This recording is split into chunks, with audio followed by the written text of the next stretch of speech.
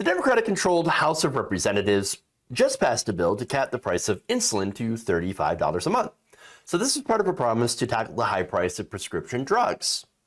Now, this is a problem that both parties had promised to work on.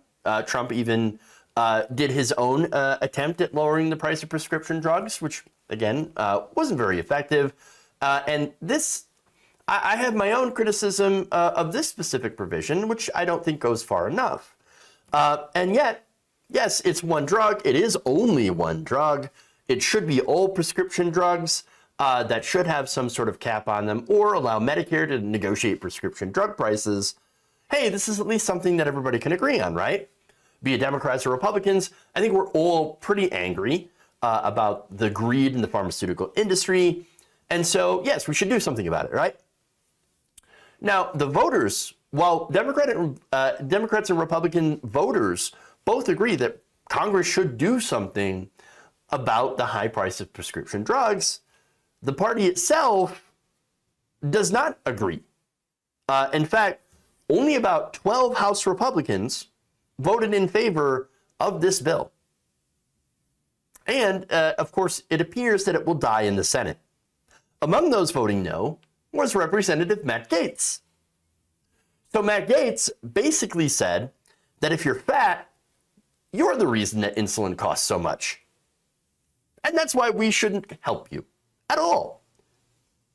I'm not kidding. Let me read you some of Matt Gaetz' statement. In his newsletter on Friday, Gaetz told his constituents that he opposed the bill because fat people, not big pharma, are responsible for driving up the costs.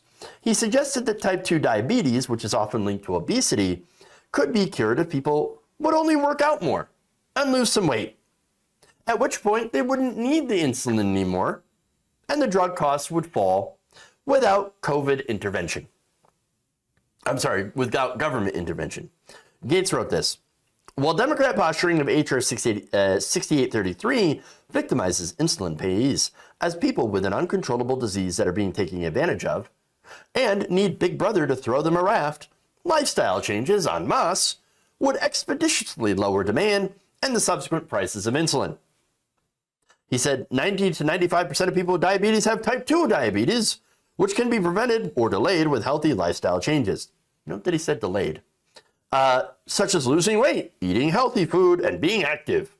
Arbitrary price controls are no substitute for individual weight control. So what this guy is saying, Matt Gaetz is out there saying, hey, we're not going to help you at all. We shouldn't have to help you. We're the government, right? We're supposed to represent you and we're supposed to help you, but we don't care about you. I don't care if the drug companies rip you off. No, go jump on a treadmill, fatty. That's your problem, not mine. A disgusting person, right? Now, he continues. Since 2000, the number of diabetes cases in the U.S. has nearly doubled. The demand for insulin has increased, and the requisite price increase has followed suit. You can easily make insulin, and you can make it incredibly cheaply. No, what happened is that, yes, demand did go up, and pharmaceutical executives said, ooh, let's jack up the price. The formula for insulin, which, by the way, insulin, the person who invented the injectable form of insulin, who found out a way to give people insulin so that they don't die, he wanted this to be free. He designed insulin to be free, and guess what? Corporations bought it up, bought the patents to it, and decided to jack up the price. That's what they did. And so, again, this guy is a horrible person. Now, he continues. He says, in other words, the price of insulin increases as the waistline increases. Not only is that deeply offensive, of course, considering that 1.25% of Florida residents are obese, but more than 10% of the state's population suffers from diabetes, which are not all caused by lifestyle factors. I just got to note, there are people who are thin. There are people who are in good shape.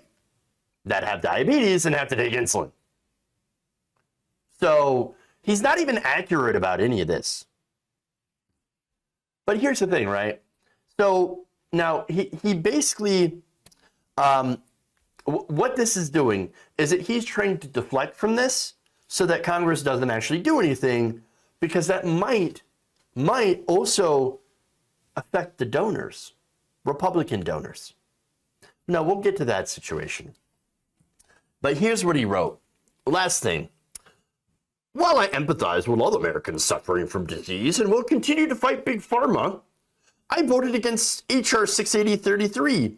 I will not see a reemergence of FDR price controls and join the Democrats in their attempt to pave the road to serfdom. Cheaper medication is serfdom, whereas corporations being able to price gouge you, well, that's actually freedom. But that's according to Matt Gaetz. It's funny because what he means when he says he's fighting against Big Pharma is just fighting against people getting vaccinated. He 100% agrees with the greed. He is in favor of the greed. He's in favor with companies ripping off, American citizens for life-saving drugs. And by the way, he also personally has an issue with fat people. He really does. He does have an issue. In fact, back in January, he had a podcast. And of course, he went after Twitter for banning Marjorie Taylor Greene for, quote unquote, telling the truth about the relationship with COVID and obesity. He also decried woke culture for, quote unquote, cheerleading for the chubbies. Then added, I'm not here to fat shame anyone. Oh, no, really. Oh, you're not here to fat shame anybody. Well, that's interesting. This feels like, to me, a I'm not racist but moment. Here's what he said. I'd have no room to talk. I know personally how challenging issues of weight can be. I'm frequently way behind on my own goals. But society has now gotten to the point where it's considered verboten to consider that a daily salad might make you more resilient to all kinds of disease than the vax of the month pushed by Big Pharma. Where's Michelle Obama when you need her? Hey, look, I remember when Republicans were literally trying to shut down Michelle Obama's Let's Move campaign. They were trying to label pizza as a vegetable. Come on. He then puzzled over how the country had gone from her push for a better diet to the current, quote, obesity-embracing woketopia, where people are accusing the body mass index of being a tool of white supremacy. Ridiculous. Hey, Matt, you know what would actually help people? Better food. Better access to better food. A better regulated food industry that didn't stuff all this additional crap into our food that makes it super unhealthy. That would be nice, right? Or how about dealing with the fact that average people are so overworked and underpaid that many simply cannot afford healthy options, or if they can, well, they don't always have personal time to cook that stuff. Between jobs, family obligations, rest, etc. And by the way, I don't speak for everybody. I know that there are some very high energy people who are able to do all that stuff. That's wonderful. That's great. I'm glad that you're able to do that. Kudos to them, right? But obviously, there's a big problem with access to healthy, fresh food, as well as healthcare, especially for people who are poor and working class. I think if everybody had healthcare, universal healthcare, then they could get preventative care, checkups, health advice, mental health care. Look, and by the way, mental health care is important because that can help people deal with eating disorders. That could make people, again, get into very unhealthy weights. And so what I'm trying to put and what I'm trying to say is that Republicans like Matt Gaetz are basically attempting to pin 100% of this on the individual. I think, yes, individuals do have choices that impact their health, and of course, right? And nobody's saying otherwise. But there's also environmental factors, there's socioeconomic factors, and there's, of course, genetic factors. All of that stuff contributes to body weight and health and the need or possible need or future need for things like insulin. All of that stuff matters. You can't just boil things down to things that are very, very simple, right? And again, some of you are bringing up food deserts, right?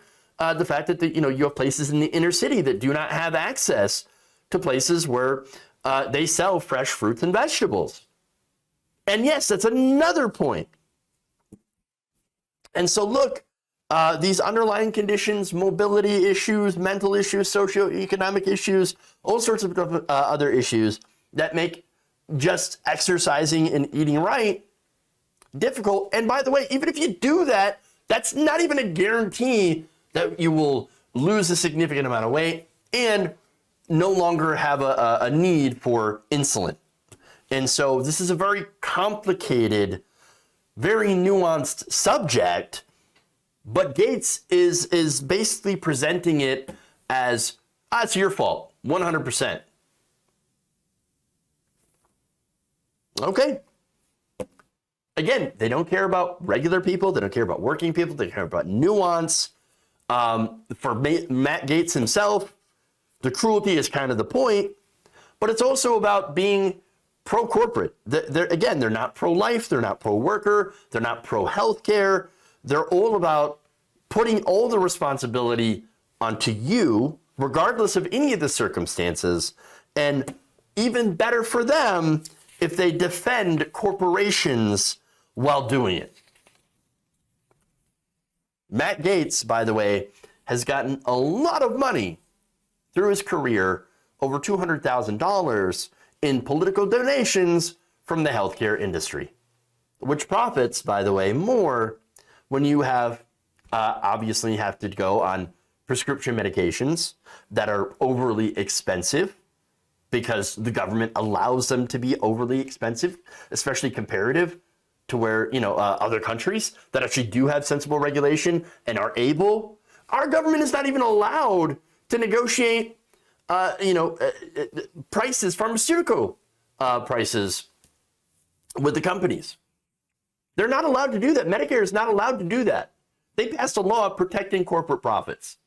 And that's exactly who Matt Gaetz represents. The companies that are there to screw you.